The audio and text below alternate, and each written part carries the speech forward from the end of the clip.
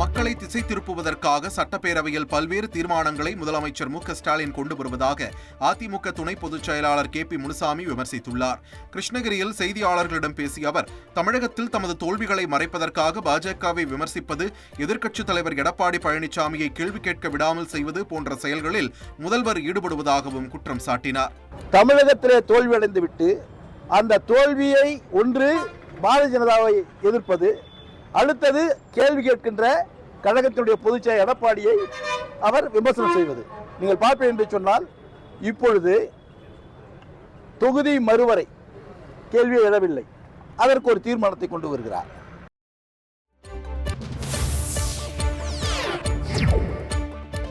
தென்கிழக்கு வங்கக்கடல் மற்றும் அதனை ஒட்டிய பகுதியில் நிலவும் வளிமண்டல கீழடுக்கு சுழற்சி காரணமாக நீலகிரி, கோவை, திருப்பூர், ஈரோடு, தேனி, திண்டுக்கல் மற்றும் தென்காசி உள்ளிட்ட ஓரிரு மாவட்டங்களில் கனமழை பெய்ய வாய்ப்புள்ளதாக வானிலை ஆய்வு மையம் தெரிவித்துள்ளது.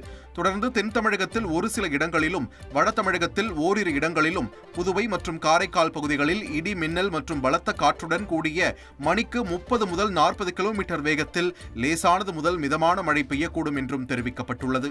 உங்கள் தந்தி தொலைக்காட்சியில் தெனாலிராமன் தினமும் மாலை 6 மணிக்கு காண தவறாதீர்கள்.